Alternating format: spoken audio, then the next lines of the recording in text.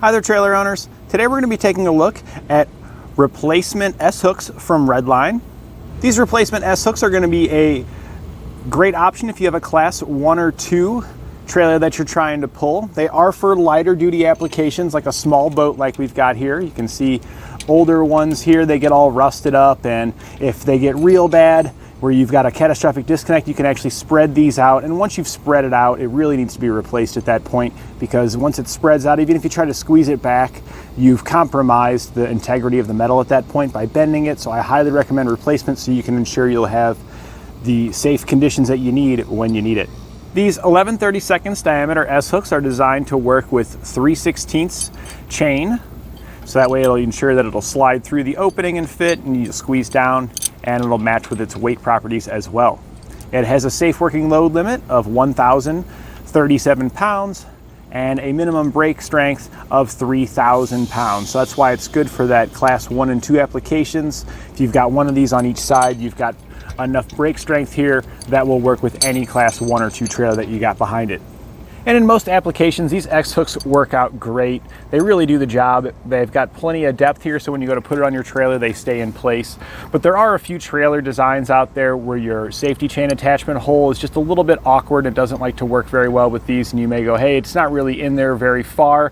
Well, we do have these also available here at eTrailer. You can get from other manufacturers that have latches on them, so that way when you put it on there, that latch will ensure that it can't come off. And that's really just for your certain trailers. You might find that, hey, my specific hitch on my vehicle just doesn't like these, so you can get those to ensure that they do stay in place. Additionally, if you have these already and you find, hey, my hitch just really doesn't like to hang onto these very well, you can get these from C.E. Smith here at eTrailer. And what these will allow you to do is you can slide this on here, and then when you go to hook it onto your trailer, after you've hooked it onto your hitch, this guy will come around and you can latch it on there to ensure that it stays in place. And they are on there pretty stiff, so they do give you a little bit of protection to ensure that they don't come off of there. You can see here why we're going to be replacing our S-hook.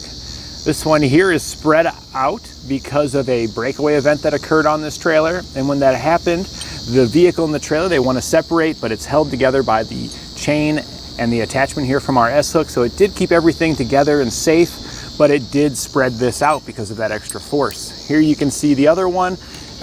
When you're coming around a turn or something, it's not uncommon for one chain to hit first and do more of the work than the other chain, and that's what happened here. This one spread out, and then the other one probably caught, and then that's why it didn't spread it out any further. So we're gonna go ahead and get this one off of here. Our old one here is not bent, so this one's fine. We can keep this. It's really just surface rust on here. There's nothing really wrong with that one.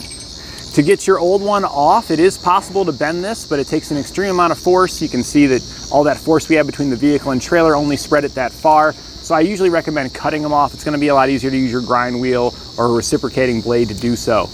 You may have to do it right here on the trailer if your chains are welded directly to the trailer, but if you've got any kind of bolt on or quick connect, it'd be easier to take this chain inside and do it at the vise, which is what we're gonna do. Ours is bolted on right here, so we're gonna go ahead and take this nut out, and then we'll head into the shop and get this replaced. So we've gone ahead and placed it in our vise. We're just gonna cut the end off here, so that way we can slide our chain off of there.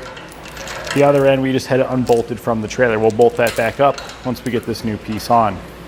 We're just gonna use a cutoff wheel here to get this off of here.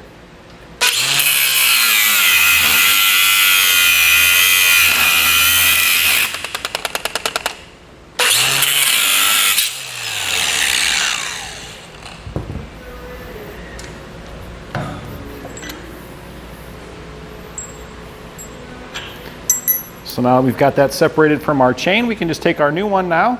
To install it, you'll simply slide it through the link of your chain. This is the same one that we just removed the old one from. And we're gonna use our vise here. This is why it's easier if you can remove it from the trailer. If you're doing this outside on your trailer, you're probably gonna have to pull your trailer inside to your garage or somewhere, so you've got something that'll allow you to squeeze this tight enough. The vise is by far the best way, but you could use some channel locks as well. Slowly tighten those up and just squeeze, squeeze, squeeze, squeeze, and eventually you can get it tightened, but that's the much more difficult way to do it.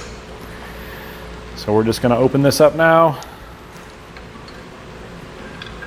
Place our S-hook inside,